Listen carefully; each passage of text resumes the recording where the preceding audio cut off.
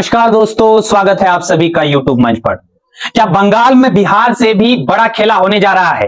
क्या आपने कभी सुना है कि बिना एक वोट पड़े ही, बिना बटन दबाए ही कोई चुनाव जीत जाएगा? आज की ये रिपोर्ट सुनकर आपके पैरों तले जमीन खिसकने वाली है भाई साहब, क्योंकि जो खेल अब जाके महाराष्ट्र से शुरू हुआ है, उसकी परछाई धीरे धीरे अब बंगाल के आसमान पर मंडरा रही है। अमित शाह का वो कौन सा सीक्रेट प्लान है जिसने बंगाल की राजनीति में हड़कंप मचा दिया है? क्या वाकई वोटिंग से पहले ही हार जीत तय हो चुकी है? आइए इसकी परतें आपके सामने उधेड़ करके खोल के रखते हैं। देखिए, राजनीति में हार जीत तो चलती रहती है, लेकिन जब खेल मैदान से बाहर ही तय होने लगे तो आम आदमी जाए तो जाए कहां? बंगाल इस वक्त अमित शाह के लिए सिर्फ एक राज्य नहीं है, बल्कि उनकी नाक का सवाल बन चुका है।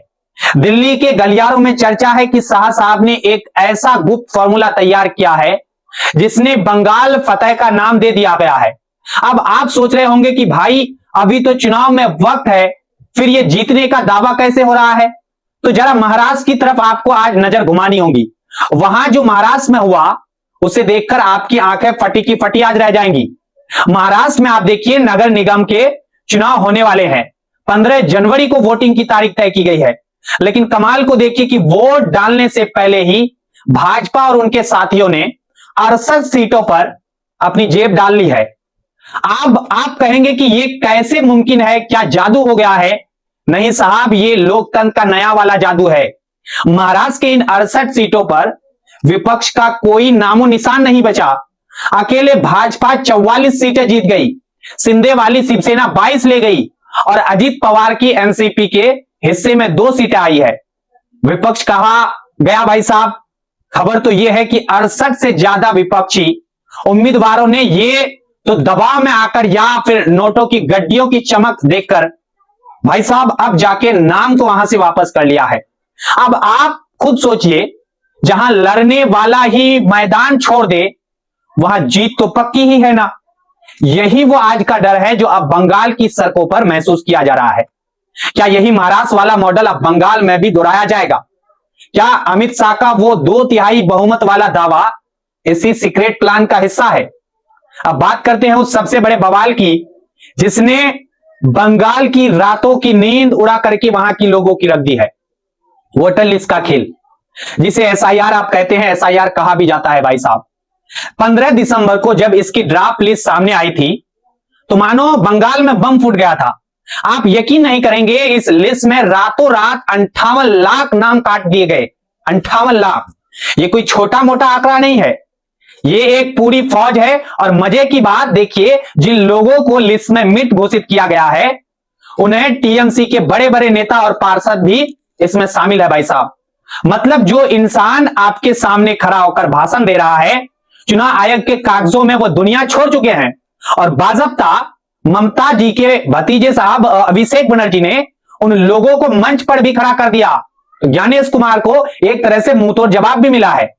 टीएमसी के एक पार्षद है सूर्यदेव, इनका नाम भी लिस्ट से काट दिया गया और इन्हें मुर्दा बता दिया गया था भाई साहब। अब सोचिए उस इंसान पर क्या गुजरी होगी।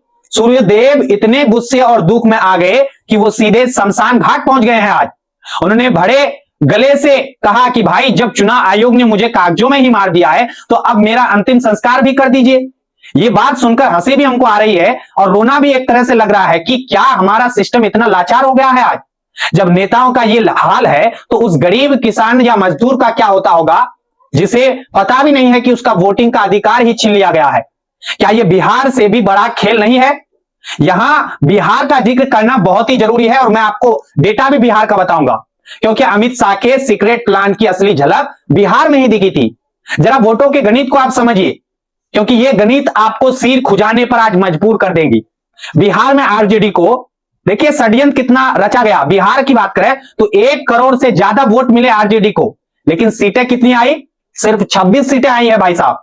वहीं दूसरी तरफ भाजपा को आरजेडी से कम यानी 96 लाख वोट मिले और इनकी सीटें आई 91 सीटें इनकी हो रही है। जेडीयू को 90 लाख वोट मिले और सीटें कितनी आई? 83। मतलब जनता किसे चाह रही है और कुर्सी पर कौन बैठ रहा है, इसमें जमीन आसमान का फर्क हो गया है। क्या बंगाल में भी यही गणित बैठाने की तैयारी है कि वोट भले ही कम मिले लेकिन सीट झोली में ज्यादा गिरे? लेकिन रुकिए, बंगाल की मिट्टी और ममता बनर्जी का अंदाज कुछ अलग है, यह भी आपको देखना होगा।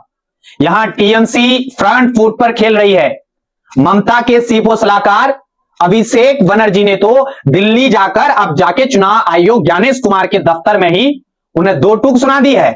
अभिषेक बनर्जी ने उन्हें या उन सभी लोगों को जिन्हें कागजों में भाई साहब मार दिया गया, मृत घोषित कर दिया गया ज्ञानेश कुमार के द्वारा, उन्हें बकायदा ये अभिषेक साहब मंच पर खड़ा कर दिया है। वो जिंदा सबूत चीख चीख कर गवाही दे रहे हैं कि साहब हम मरे नहीं हैं, हम यहां खड़े हैं। चुनाव आयोग अपने ही बिछाए जाल में ऐसा फंस गया है कि उसे जवाब देते नहीं बन रहा। अब भाई साहब खबरें तो यहां तक है कि बंगाल के कुछ इलाकों में 5 चुनाव अधिकारियों को सरेआम धांधली करते हुए रंगों हाथ पकड़ा गया है। यह अधिकारी फर्जी वोटर के नाम लिस्ट में जोड़ रहे थे। जब वीडियो और सबूत सोशल मीडिया पर वायरल हुए तब जाके चुनाव आयोग की सिट्टी पिट्टी गुम हो गई है। मोदी काल के इतिहास में शायद यह पहली बार हुआ होगा कि चुनाव आयोग ने इतनी फुर्ती दिखाई और अपने ही अधिकारियों पर एफआईआर दर्ज करने के आदेश दे दिए हैं। यह हड़बड़ी बता रही है कि दाल कुछ काला नहीं है दाल में भाई साहब, आज पूरी की पूरी दाल ही हमें काली नजर आ रही है। अब आप खुद एक सवाल पूछिए अपने से, अपने मन में सवाल पैदा कीजिए, क्या यह सब इत्तेफाक है? एक तरफ जब महाराष्ट्र में विपक्ष के नाम कट रहे हैं और भाजपा निर्विरोध जीत रही है, मतलब इनके विपक्ष में कोई भी भाई साहब खड़ा नहीं हो पा रहा है। उनके विपक्ष में जो भी खड़ा हुआ या तो गड्डी के भाई साहब पैसे के लालच में आकर के नाम को वापस कर लिया है, और दूसरी तरफ बंगाल में जिंदा लोगों को मुर्दा बनाया जा रहा है और फर्जी नाम जोड़े जा रहे हैं। भाई साहब क्या यह सब उस स्क्रिप्ट का प्लान का हिस्सा है जिसका सपना अमित शाह देख रहे हैं? बंगाल जीतना शाह साहब के लिए मानो प्रतिष्ठा की लड़ाई है। वो साम दाम दंड भेद सब कुछ झोंकने को इस बार तैयार है।